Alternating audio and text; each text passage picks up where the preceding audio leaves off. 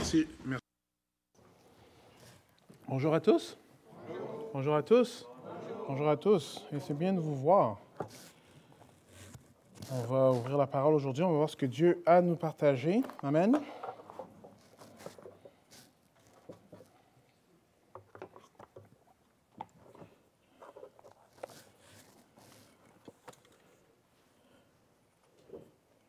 Quelques secondes.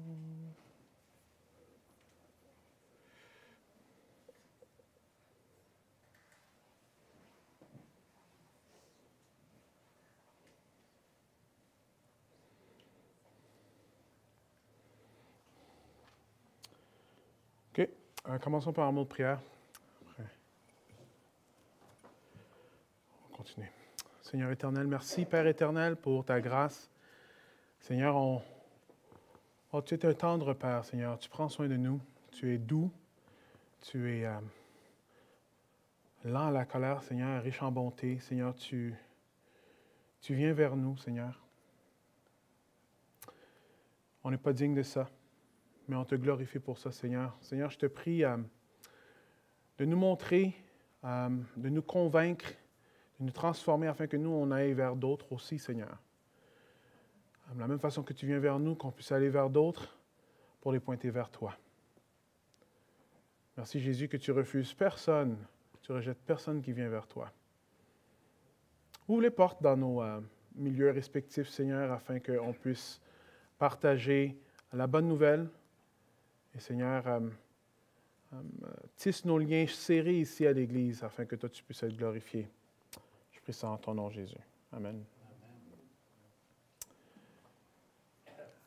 Alors, j'ai un livre à donner. Mais la personne qui va prendre ce livre-là doit promettre d'avance qu'elle va prendre ce livre-là et le lire avec quelqu'un d'autre. Alors, c'est qui veut le lire? Qui veut le livre? Ah, alors Rosita. Quelqu'un peut venir pour Rosita? C'est faire des disciples. Alors, c'est ça qu'on va voir aujourd'hui. Faire des disciples. Alors, j'ai toute la série des livres qui sont en haut. Je vous encourage grandement d'en acheter un, de feuilleter. Ils ne sont pas très grands, mais ils sont riches de théologie, riches de la parole de Dieu. Et ça nous aide à juste comprendre certains sujets de l'Église que des fois, peut-être, on ne connaît pas ou on n'est pas aussi familier. Alors ça, ce serait vraiment très bon pour n'importe qui. Et je vous encourage de lire le livre ensemble. Alors, si vous êtes mariés, le lire avec votre époux. Tu as déjà pensé à ça, Rosita? Very good. Des amis, vous pouvez les lire ensemble. Lire ensemble, ça aide à finir le livre. C'est qui a déjà commencé un livre qui n'a pas terminé? OK, there you go. Alors, lire ensemble, ça aide à terminer le livre, mais en même temps, ça peut faire en sorte que vous puissiez aussi avoir un partenaire de prière, quelqu'un qui va vous aider à persévérer. Et c'est un peu de ça qu'on va parler aujourd'hui. Un prédicateur dit ceci. Il dit, est-ce que c'est vraiment, est-ce que ce serait tiré par mon chapeau de penser que un jour, ce qu'on dit ici le dimanche matin, là, ce ne sera pas accepté dans la société? Que ce sera même peut-être même illégal de dire les choses qu'on dit qui sortent de la parole de Dieu? Est-ce que c'est une vision trop alarmiste du monde de voir les choses comme ça? Plusieurs d'entre nous, on voit de plus en plus que c'est la réalité des choses. La réalité des choses, c'est qu'on voit que de plus en plus, quand on parle de la parole de Dieu, ça devient de plus en plus pas accepté. Même, il y en a qui appellent ça une agression, il y en a même qui vont dire que c'est un hate speech, une des paroles haineuses. Alors, c'est important de mettre ça en perspective. Alors, regardez une chose qu'il a dit que je pense que c'est digne d'une réflexion. Il dit que si on ne fait pas attention, quand ça va arriver, on va être tellement préoccupé avec les événements du quotidien que nous allons oublier ou négliger de planifier pour le futur quand ça a à faire avec l'Église. Il donne 2 exemples. la révolution communiste en Russie et la révolution communiste en Chine. Alors, quand il y a une révolution communiste, dans le passé, dans ces deux révolutions-là, une des premières places qu'ils attaquent, c'est l'Église. Parce que l'Église fait penser autrement que ce que le gouvernement veut qu'il pense. Alors, ils vont attaquer l'Église. Alors, en Russie, ce qui s'est passé, c'est que la première chose qu'ils ont fait, c'est qu'ils ont attaqué les bâtiments et les prêtres. Pourquoi? Parce que l'Église en Russie était en grande partie centrée sur les prêtres et sur les bâtiments. Quand le gouvernement a éliminé les leaders de l'Église, qu'est-ce qui s'est passé? Le monde ne savait pas où se tourner. Il ne savait pas quoi faire. Le monde ne savait pas faire des disciples. Il ne savait pas comment lire leur Bible. Il ne savait pas comment persévérer quand les choses étaient difficiles. Alors, qu'est-ce qui s'est passé? C'est que l'Église s'est éteinte très rapidement. C'est juste maintenant qu'on entend des missionnaires qui rentrent dans la Russie, où est-ce que maintenant il y a un renouveau, mais c'est quelque chose de nouveau, parce que l'Église avait pratiquement été éradiée de la société. En Chine, par contre, sous Mao Zedong, il y a quelque chose d'autre qui s'est passé. Alors, Mao Zedong a fait un peu la même chose. Il est allé vers les églises, les bâtiments, les prêtres. Il a même contrôlé qu'est-ce qui se disait dans certaines églises, comme l'Église nationale. C'est lui qui contrôle qu'est-ce qu'ils disent. Ils n'ont pas le droit de dire certaines choses, c'est lui qui contrôle ça. Par contre, il y a eu une réaction qui était différente en Chine. Ce qui s'est passé, c'est que les leaders de l'Église chinoise avaient pu équiper les chrétiens ordinaires à faire l'œuvre de l'Église, l'œuvre du ministère. Alors les chrétiens, eux, ils savaient comment partager l'Évangile, ils savaient comment faire des disciples, ils savaient comment lire la Bible. Et les chiffres disent ceci, que pendant que l'Église était persécutée en Chine, elle a grandi exponentiellement de 2 millions à 80 millions à travers des mouvements d'église souterraines.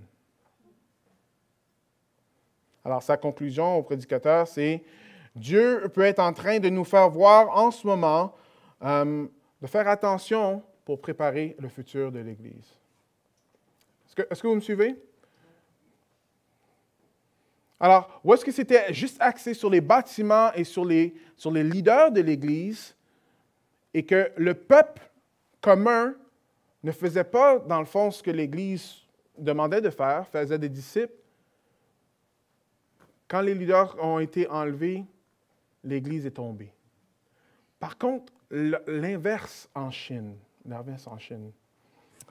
On va lire un verset qui dit dans Matthieu 16, 18, B, mais on va lire tout au complet. « Et moi, je te dis que tu es Pierre, et sur cette pierre, je bâtirai mon Église. Et que les portes du séjour des morts ne prévaudront pas contre elle. » Alors, voici une citation, alors j'ai traduit librement de Don Carson, mais ça réveille, ça fesse un peu. Il va dire ceci. Il n'y a rien qui va arrêter Jésus à bâtir son Église. Par contre, ça ne veut pas dire que Jésus va nous utiliser pour le faire. Rien ne prévaudra contre l'Église de Dieu. Il va bâtir son Église. Mais Don Carson explique qu'il faut faire attention parce que ça ne veut pas dire qu'il va nous utiliser pour le faire. Alors ce matin, je suggère que nous ne perdons pas de vue le grand portrait. Ce que Dieu a vraiment établi pour l'Église, afin que nous ne puissions pas faire comme dans l'Église dans la Russie. Alors, l'Église existe pour glorifier Dieu, mais une des façons pour glorifier Dieu, c'est en faisant des disciples. Alors, ça fait quelques semaines qu'on est dans l'Église fructueuse. On a vu la centralité de la parole. On a vu qu'une Église fructueuse, c'est une Église que l'Évangile est central, que la conversion miraculeuse de Dieu C'est eux qui deviennent des membres. L'Église locale est constituée de membres, et être membre dans l'Église locale est crucial pour l'Église locale. La discipline dans l'Église est importante, parce que ça garde l'Église et le croyant sur le chemin de la sainteté. Aujourd'hui, on va faire des disciples et on va toucher un peu les anciens, qui va être la dernière prédication sur l'Église fructueuse. Voici le verset qui m'a inspiré de l'appeler comme l'Église fructueuse. Ça dit ceci: « Ce n'est pas vous qui m'avez choisi, mais moi. Je vous ai choisi et je vous ai établi afin que vous alliez, que vous portiez du fruit et que votre fruit demeure. » Que vous alliez, que vous portiez du fruit et que votre fruit demeure. Alors, une Église fructueuse fait des disciples. Une Église fructueuse fait des disciples. Alors, on a vu deux exemples contemporains, Russie et la Chine. Mais on n'a pas besoin d'aller dans les exemples contemporains pour voir ceci. La question qu'on pourrait se poser, mais est-ce que dans les Écritures, on voit quelque part qui nous montre que c'est l'Église, dans le fond, qui fait le travail de l'Église, qui évangélise, qui va vers les non-croyants, ou est-ce que c'est juste, on va dire, les apôtres qui étaient en train de faire cela? Ou juste les évangélistes, ou les personnes qui ont ce don-là? Dans l'Église primitive, qu'est-ce qui se passait? Est-ce que l'Église primitive était tellement dépendante des apôtres et des évangélistes et des prophètes du temps que si les apôtres et les évangélistes sont enlevés, que l'Église n'était pas capable de fonctionner? Est-ce qu'il y a quelqu'un qui sait peut-être une place dans la Bible où est-ce qu'il y a un texte qui nous montre que l'Église, dans le fond, était en train d'évangéliser? Personne? Oui, mais vous étiez là la première fois. Oui. Avec des apôtres.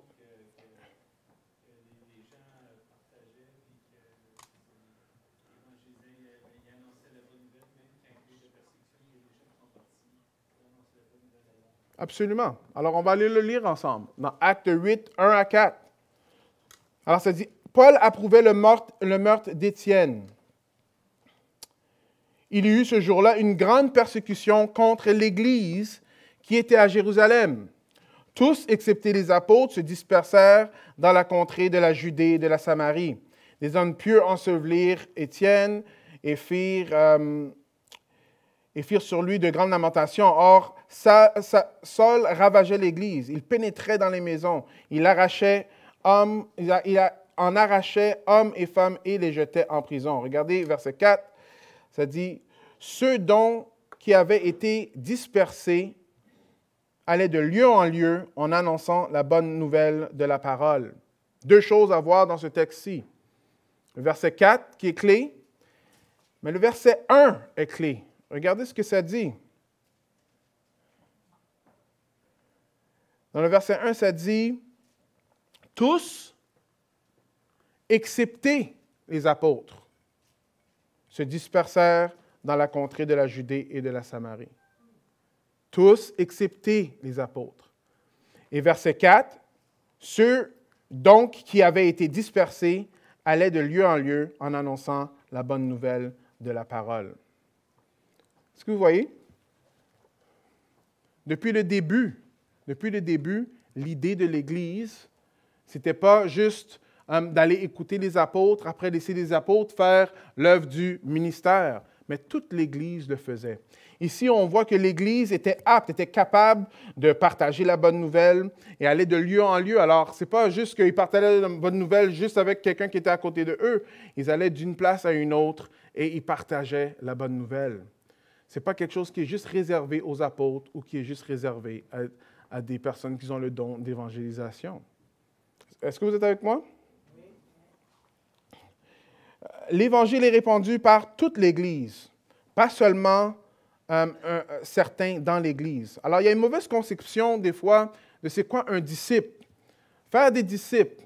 Alors, on entend. Alors, j'ai donné un livre qui dit faire des disciples. Qui a déjà entendu qu'on a parlé de faire des disciples? Oui. Des fois, quand on parle de faire des disciples, souvent, plusieurs vont entendre « Wow, OK, mais ça, c'est pour les chrétiens qui sont bien plus hot. » Ce n'est pas pour les nouveaux convertis. Plusieurs vont penser ça. Ils pensent que, OK, quand on vient au Seigneur, on est converti, après là, on va mûrir, et c'est là, après que là, on va faire des disciples. C'est là qu'on va partager. Ou bien là, je vais vraiment apprendre toute la Bible au complet, ou juste connaître certaines affaires. Il faut que je sois hot quand même, et c'est là que je vais commencer à partager. Mes frères et sœurs, ce n'est pas vraiment ça qu'on voit dans la parole de Dieu. Mais prenez pas ce que moi je dis, mes paroles pour ça. Allons voir dans Jean 4, 41, 42. Jean 4, 41, 42, c'est la fin de l'histoire de la femme samaritaine. Alors, la femme samaritaine est assise au puits. Après, Jésus vient lui parler. Elle était là pour prendre de l'eau. Après qu'elle réalise que Jésus-Christ est le Messie, qu'est-ce qu'elle fait?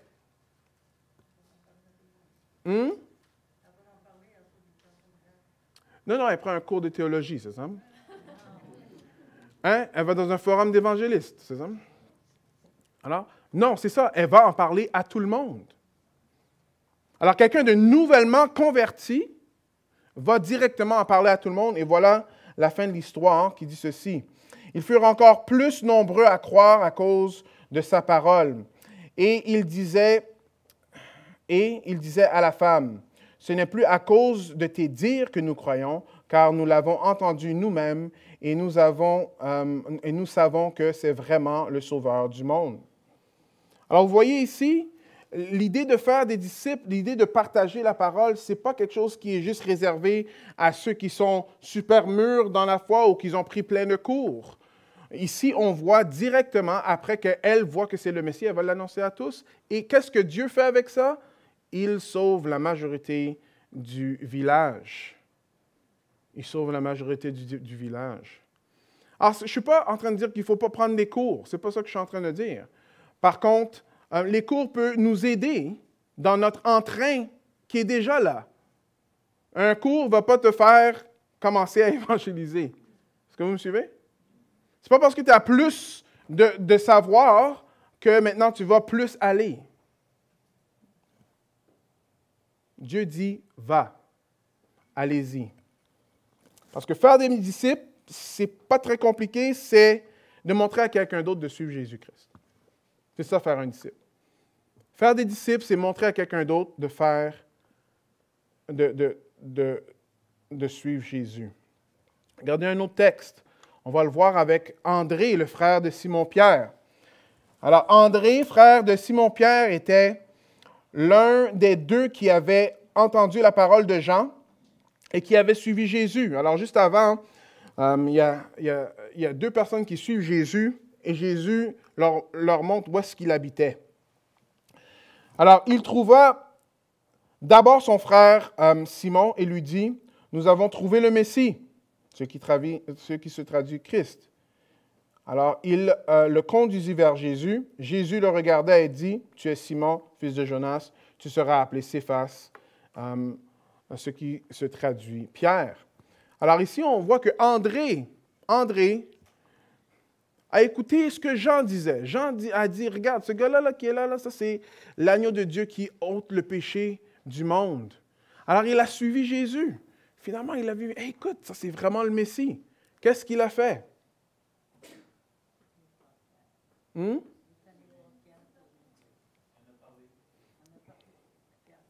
Il a suivi des vidéos sur YouTube, comment partager sa foi. Non. Ça a l'air, peut-être ça a l'air un peu farfelu ce que je suis en train de dire, mais combien de fois c'est exactement ça qu'on fait? C'est pas très compliqué.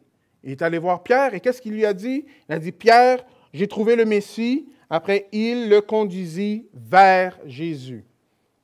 Faire des disciples, c'est montrer à quelqu'un de suivre Jésus. Faire des disciples, c'est aussi simple que ça que montrer à quelqu'un de suivre Jésus. Alors peut-être quelques-uns vont se poser la question, bon, OK. Alors si c'est à l'Église d'aller évangéliser, c'est à l'Église de partager la parole, si c'est à l'Église de faire l'œuvre de l'Église, alors les anciens, ça sert à quoi? Les évangélistes, ça sert à quoi? Est-ce que dans le fond, tu es en train de me dire, tu n'as pas envie de faire ta job, je vais la faire pour toi?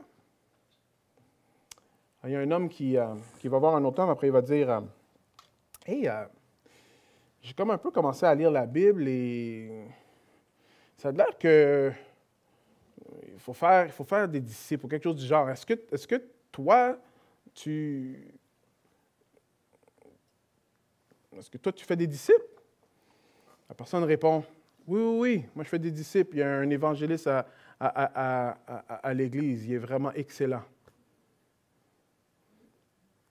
Alors, des fois, on pense que parce qu'il y a quelqu'un qui fait de l'évangélisation dans l'Église, ça veut dire que nous, on fait de l'évangélisation. Really? Nous, on a un très bon programme d'évangélisation. Nous, on fait de l'évangélisation. Oui, mais est-ce que tu fais de l'évangélisation? C'est un peu ça la question. Alors, voilà la réponse. On va voir dans Éphésiens 4, 11 et 12. La réponse un peu de c'est quoi le rôle des personnes comme les pasteurs et les évangélistes et les enseignants. Alors, Éphésiens 4, 11 et 12.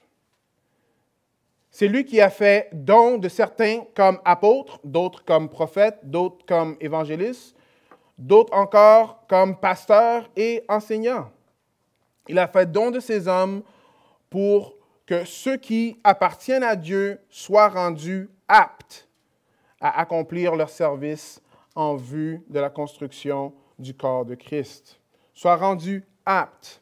Alors ici, toutes ces personnes-là qui ont été données, les apôtres dans le temps, les prophètes dans le temps, les évangélistes qu'on peut voir aujourd'hui, les pasteurs, les enseignants, sont toutes là pour équiper ou rendre aptes tous ceux qui appartiennent à Dieu pour qu'eux ils puissent accomplir leur service. Et c'est ça qui construit le corps de Christ. Est-ce que vous voyez? Alors, notre rôle, alors mon rôle, c'est d'équiper les saints pour aller faire, que ce soit l'évangélisation, faire des disciples, que ce soit pour lire la parole, que ce soit comment on équipe un couple pour s'aimer d'après la parole de Dieu. Mais vous voyez, ça c'est souvent mal compris dans nos églises. Alors souvent, ce qu'on va avoir, c'est ceci. Si quelqu'un a un conflit avec quelqu'un d'autre, souvent, ce qui va se passer, c'est qu'on va avoir un appel. Le pasteur va avoir un appel. Alors nous, les anciens, ce que nous, on a tous conclu ensemble, c'est qu'on va dire à la personne d'aller voir la personne en premier avant de venir nous parler. Pourquoi? Est-ce que c'est méchant? Non. Rappelez-vous la semaine passée ce que Jésus-Christ a dit. Si tu vois que ton frère a péché, va et reprends-le un à un. Vous savez? Alors, je sais qu'on est dans une culture où on n'a pas des conflits. Là. C'est super malaisant, on n'aime pas ça.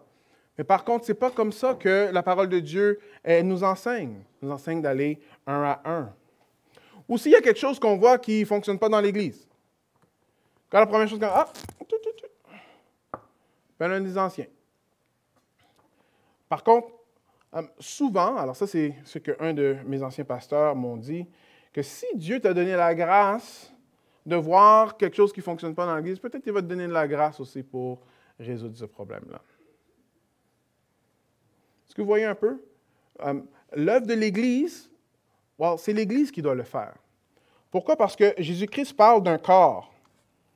Et les anciens ne sont pas le corps. Ils font partie du corps. Le corps, c'est tout le monde ensemble. Alors, les anciens, oui, ils ont des responsabilités. On va passer à travers quelques responsabilités que les anciens ont. Par contre, cette responsabilité-là, ce n'est pas d'être le corps au complet. Au contraire, c'est pour équiper le monde pour qu'on puisse être un corps qui est uni, un corps qui fait l'œuvre de Dieu et qui brille pour le Seigneur. Quelques rôles des pasteurs. Paître le troupeau. Alors, il y en a plusieurs qui m'appellent pasteur et qui appellent les autres anciens. OK. Je sais que c'est quelque chose de culturel, mais il faut comprendre que bibliquement parlant, pasteur et ancien, c'est la même chose. Un ancien, c'est un pasteur. On va voir aussi le mot évêque. C'est tous des mots qui sont des synonymes. Ils sont là pour paître le troupeau. Ils sont là pour prendre soin du troupeau. Et quand on est un ancien, on est un pasteur. Alors, c'est vrai que mon style de paître, ce n'est pas le même que celui de Michel, et ce n'est pas le même que celui de Tony, ce n'est pas le même que celui de Yannick. Par contre, on a toutes le même mandat de prendre soin du troupeau. Prendre soin du troupeau. On a aussi le même mandat d'enseigner. Alors, la vérité doit rester la vérité. Parce que c'est ça qui est, dans le fond, le gouvernail de l'Église. Une des reproches qu'on reçoit souvent à propos de l'Église, c'est que l'Église ressemble, spécialement dans l'Église occidentale, ici, qu'on ressemble trop au monde. On ressemble trop au monde. Alors, les anciens ont un rôle d'enseigner la vérité, ce qui est vrai, afin que l'Église reste l'Église et qu'on puisse briller, dans ce monde ici. Est-ce que vous me suivez? Vous êtes toujours avec moi? Mais l'enseignement, est-ce que ça veut dire que chaque ancien doit prêcher en avant? Non, ce n'est pas ça que ça veut dire. Ça veut dire qu'un ancien doit être apte à enseigner. Vous pouvez aller voir le texte dans 1 Timothée. Enseigner, ça peut être enseigné dans un groupe vie, ça peut être enseigné, accompagner quelqu'un, mais c'est quelqu'un qui peut s'arrêter sur ce qui est vrai dans la parole de Dieu et diriger quelqu'un d'après ce qui est vrai dans la parole de Dieu. Alors, il y en a qui vont prêcher en avant. Il y en a qui ont le don de prédication. Il y en a qui n'ont pas le don de prédication. Alors, ils vont enseigner. Et ce n'est pas une office qui est moins bonne. C'est toute la même chose. Okay? On est appelé à enseigner. On est appelé à être des exemples. La liste dans 1 Timothée est là, dans nos vies personnelles. Et ça tombe aussi dans la direction de l'Église. Alors, la façon qu'on dirige l'Église est un exemple de comment que chacun d'entre nous aussi devrions diriger nos vies face à la parole. Et comme j'ai dit, on est là pour équiper pour enseigner, pour vivre, pour évangéliser, pour aimer les uns les autres. Tout ça afin que le corps soit construit. Alors vous voyez, j'ai pris une petite parenthèse pour expliquer un peu les anciens, parce que les anciens, c'est un autre fruit d'une Église qui est fructueuse. Il y a plusieurs années, ce qui était très courant, c'est qu'il y avait juste un pasteur. That's it, pas d'anciens. Et des diacres. Par contre, ce n'est pas l'exemple qu'on a dans la parole de Dieu. Dans la parole de Dieu, on voit que Paul, il retourne à Éphèse et il instaure des anciens. Pas un ancien, des anciens. Des anciens. C'est vraiment une bénédiction qu'on a plus qu'un ancien ici. C'est une bénédiction parce qu'il y a le Saint-Esprit dans chaque, mais dans vous aussi, là. Mais la job n'est pas juste la job d'une personne. Est-ce que vous me suivez? Mais plusieurs hommes qui suivent Jésus-Christ et qui veulent que son Église continue à le suivre. Alors, c'est une bénédiction d'avoir des anciens. Mais si vous n'avez pas vu, un ancien, dans le fond, sa job, c'est de pointer l'Église vers Jésus. Faire des disciples, c'est la même affaire. C'est de pointer quelqu'un vers Jésus. Alors, l'œuvre reste le même, c'est juste que ça se manifeste différemment. Parce que c'est Jésus-Christ qui est la tête de l'Église. C'est pas moi. Alléluia. OK? C'est Jésus-Christ qui est en tête de son Église. C'est lui qui bâtit son Église. Alors, un ancien qui fait bien sa job va vous pointer vers Christ. On va toujours être repointé vers Jésus. Et vous savez quelque chose? Un chrétien qui est chrétien, il fait des disciples, et qu'est-ce qu'il fait? Il pointe du monde vers Jésus. Ce n'est pas si compliqué que ça. Faire des disciples, c'est de montrer à quelqu'un d'autre à suivre Jésus-Christ. Amen? OK. J'aimerais qu'on lise juste un peu plus. J'ai inclus les autres versets qui viennent après le verset 12. Ça nous montre un peu, c'est quoi le résultat de pointer quelqu'un vers Christ ou d'équiper les saints dans l'assemblée. Alors ici, ça dit, « Ainsi nous parviendrons tous à l'unité dans la foi et dans la connaissance du Fils de Dieu, à l'état d'adulte, à un stade où se manifeste toute la plénitude qui nous vient du Christ. De cette manière, nous ne serons plus des enfants ballottés comme des barques par les vagues emportées, ça et là, par le vent, de toutes sortes d'enseignements, à la merci d'hommes habiles à entraîner les autres dans l'erreur. Alors ici, il est en train de dire que, OK, on est équipé. Être équipé nous aide à être unis dans la foi et aussi à connaître le Seigneur davantage. Une autre chose, c'est que ça nous aide à faire attention à l'erreur, à éviter l'erreur. C'est pour ça qu'on a besoin d'être équipé. Au contraire, en exprimant la vérité dans l'amour, nous grandirons à tous égards vers celui qui est la tête, le Christ. Alors, comme vous voyez, on est là pour grandir, mais grandir quoi? Vers celui qui est la tête, Jésus-Christ. Jésus-Christ. Alors, est-ce que vous avez besoin d'être équipé? OK, amen. Mais j'aimerais mentionner quelque chose, parce que les directions que les anciens mentionnent, ce n'est pas juste pour donner une direction, ce n'est pas juste pour avoir une certaine couleur dans notre Église, là. Okay? Les directions qu'on donne, c'est pour que les saints puissent être équipés. Une de ces directions-là, c'est les petits groupes, les groupes vie, comme Gilles a mentionné. J'ai vraiment été béni du défi que Gilles a donné la semaine passée. Je sais que les horaires ne sont pas évidents, on sait tout ça. Par contre, les groupes vie sont là pour équiper. Comment qu'ils équipent? Bon, les groupes vie, c'est une place idéale à apprendre à prier. On entend d'autres prier. Et on peut apprendre à prier nous-mêmes. Parce qu'on a tendance à vouloir prier plus des prières pour nous-mêmes. Alors, le plus qu'on entend d'autres personnes prier, louer Dieu et tout, ça enrichit nos propres prières. Comment lire la parole?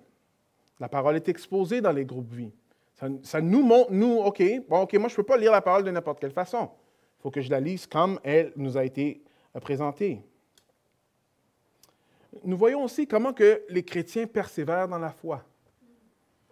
Vous savez, il n'y a pas plus encourageant de voir quelqu'un qui passe à travers de quelque chose extrêmement difficile et qui s'attache à Jésus-Christ. Les groupes vie, ça fait en sorte que nous, on puisse être équipés nous-mêmes quand nous, on va passer à travers des moments difficiles. Des temps où est-ce que ça a l'air long et que ça a l'air comme si ça ne va jamais terminer. Que dire, OK, non, mais Jésus-Christ, lui, il a aidé cette personne-là, alors il peut m'aider moi aussi. Est-ce que vous me suivez? C'est important d'utiliser ces moyens-là pour qu'on soit équipés afin que nous, on peut faire des disciples en montrant les disciples vers Jésus-Christ, à pointer vers Christ. Frères et sœurs, je sais que la pandémie, c'est long. OK, peut-être c'est moi, c'est juste moi. Est-ce qu'il y en a qui trouvent que c'est long? Il y en a que ce n'est pas un problème? Hein? On prendra un autre 2 ans de ça, c'est ça? Non. Non, et je sais que c'est long. J'entends que c'est long. Je vois que c'est long. Ce n'est pas seulement dans l'Église où est-ce qu'on sent que c'est long. On le voit dans la société que c'est long. La première vague, c'était comme une bataille, genre. Hein? Mais maintenant, on est comme en guerre. Et des fois, la guerre, on ne sait pas quand est-ce que la guerre va terminer. Mes frères et sœurs, pour persévérer, c'est important qu'on soit équipé de la bonne façon. Et je vous encourage de prendre les moyens de grâce qui sont ici, parce qu'on a plein de groupes vie. Ça, c'est aussi une autre bénédiction, afin que vous puissiez vous équiper dans la persévérance. Parce qu'on ne sait pas combien de temps que ça va prendre, mais nous, on peut toujours s'attacher à Jésus-Christ. Est-ce que vous comprenez? Alors, apprenons à s'attacher à Jésus-Christ à travers la prière, à travers la communion fraternelle, à travers la lecture, à travers notre joie. Juste la joie. Des fois, là, ça en prend beaucoup là, pour avoir de la joie, n'est-ce pas? Ah, la joie. La joie. OK. Ne m'en demande pas trop. J'aime Jésus. OK. Mais je peux rester bougonneux. Non, c'est bénissant de voir certains qui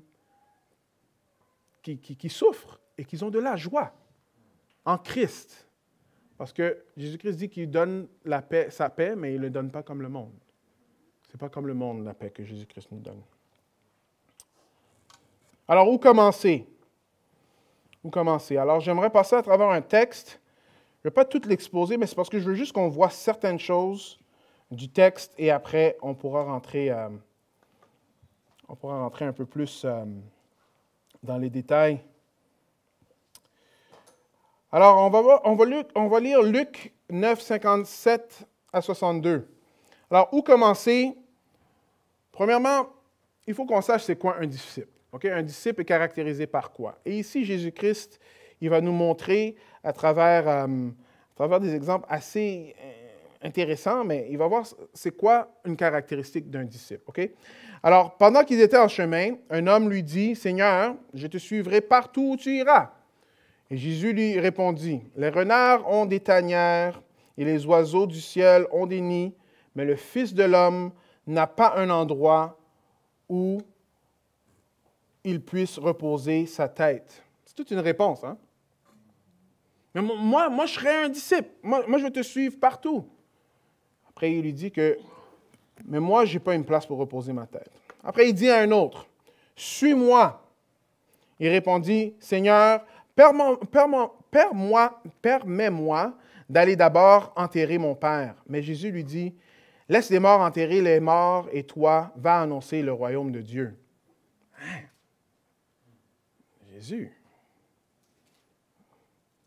Un autre dit, « Je te suivrai, Seigneur, mais permets-moi d'aller d'abord faire mes adieux à ceux de ma maison. » Et Jésus lui répondit, « Celui qui met la main à la charrue et regarde en arrière n'est pas fait pour le royaume de Dieu. » C'est qui comprend le mandarin ici? Personne? Bon, c'est un peu comme le mandarin des fois. Hein? Pourquoi Jésus répond comme ça? Sans faire l'exégèse de tout le texte, j'aimerais qu'on voit quelques petites choses dans le texte qui vont nous aider à comprendre qu'est-ce qui caractérise un disciple. OK? J'aimerais qu'on aille dans le verset 59. 59? Oui. 59.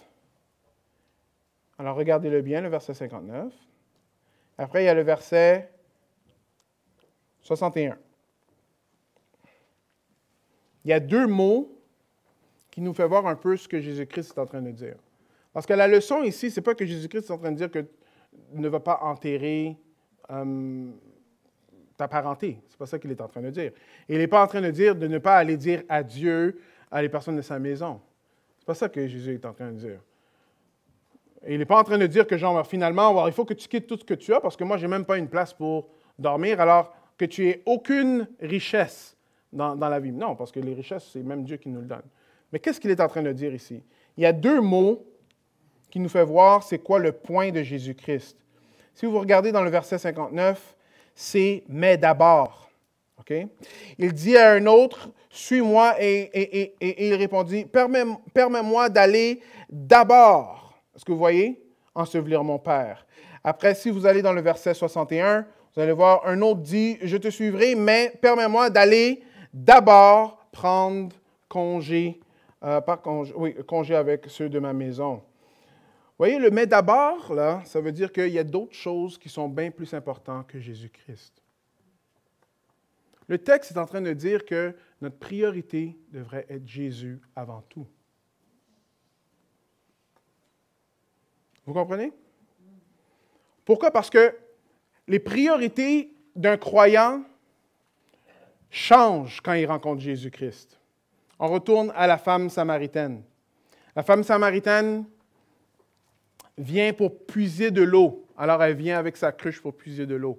Elle a une conversation avec Jésus-Christ. Après là, elle découvre que Jésus-Christ est le Messie. Alors, qu'est-ce qu'elle fait? Elle part pour aller le dire, à son village. Et qu'est-ce qu'elle fait? Elle laisse sa cruche au puits. Sa priorité avant, c'était d'aller puiser de l'eau. Mais une fois qu'elle a rencontré Jésus, sa priorité a changé. Alors, un disciple de Jésus-Christ, c'est quelqu'un qui a Jésus-Christ comme priorité.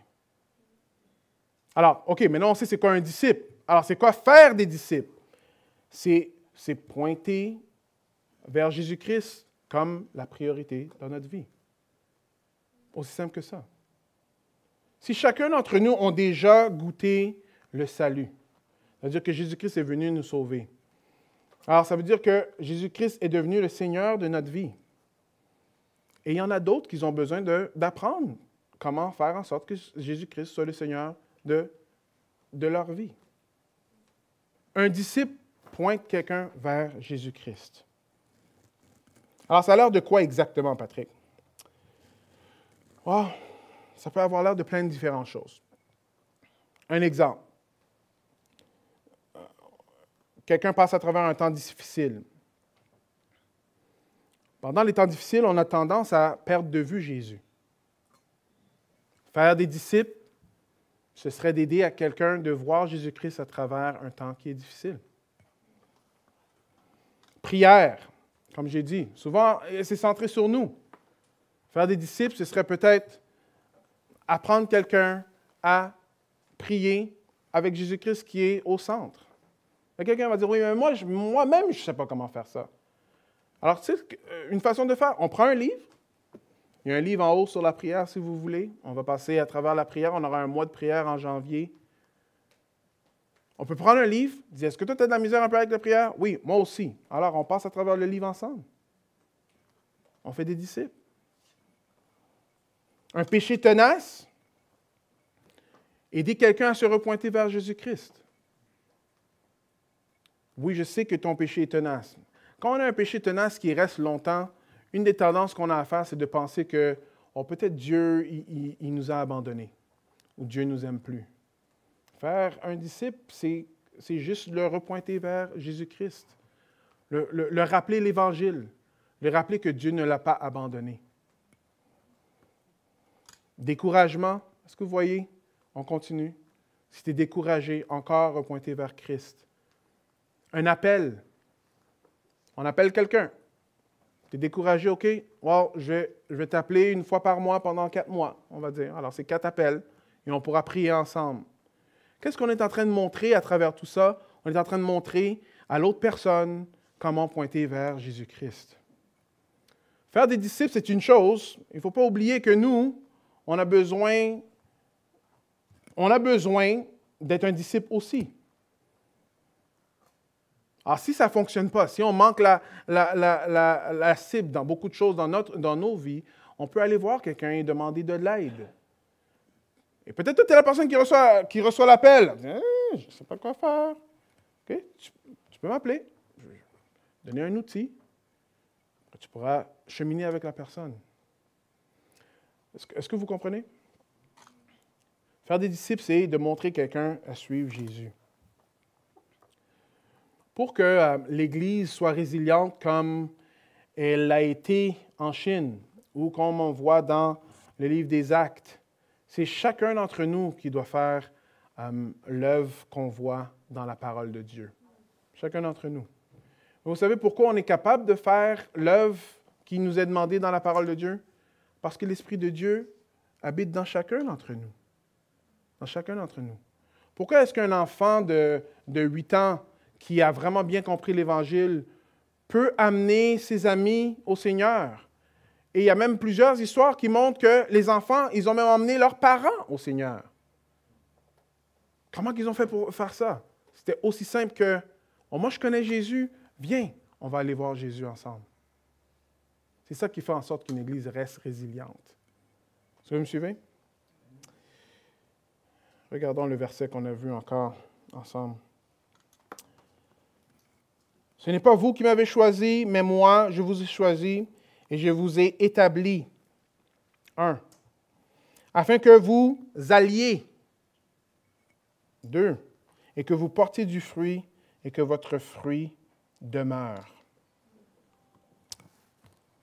Je vais prier pour vous. Je vais prier pour l'Église. Je vais prier pour nous. Afin que faire des disciples puisse être quelque chose qui fait partie de la vie de notre Église. Parce qu'il ne faut pas perdre de vue le plan de Dieu dans tout ça. Le plan de Dieu, c'est que chacun d'entre nous fasse des disciples. Fasse des disciples. Si tu connais Jésus et tu persévères avec Jésus-Christ, tu as de quoi enseigner à quelqu'un d'autre. Si tu es en train de lutter avec quelque chose, OK, tu peux, avec quelqu'un d'autre, cheminer pour que tous les deux, vous puissiez grandir ensemble. Et si tu ne connais pas encore Jésus-Christ, va voir quelqu'un qui dit qu'il connaît Jésus-Christ, afin que toi aussi tu puisses le connaître et grandir en lui. Amen. Prions ensemble. Père éternel, je te prie pour l'Église que tu nous as laissée ici à Repentigny, Seigneur. On te glorifie, Seigneur, parce qu'on sait que c'est toi qui l'as bâti. On sait que c'est toi qui l'as fait persévérer. C'est toi qui as amené le monde qui sont ici. Et c'est toi qui les gardes ensemble. Seigneur, je te prie pour notre Église, Seigneur, qu'on puisse avoir des cœurs de faiseurs de disciples. C'est-à-dire que, Seigneur, on veuille pointer vers toi, Seigneur. On veut emmener une autre personne à te connaître. Seigneur, enlève les mensonges de l'ennemi, Seigneur, ou les mensonges qu'on pourrait avoir avec nous-mêmes. Enlève ça, Seigneur, afin qu'on puisse te glorifier en faisant des disciples.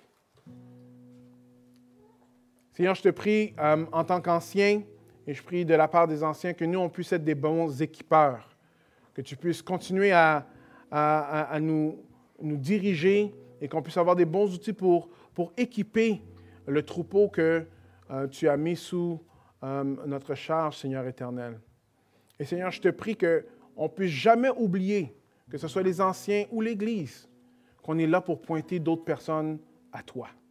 Que ce soit des non-chrétiens ou que ce soit des chrétiens, ou que ce soit nous-mêmes. Seigneur, aie pitié de nous, Seigneur. On a besoin de ton esprit, Seigneur éternel. Si ce n'est pas pour toi, on sait que rien ne va se passer, Seigneur.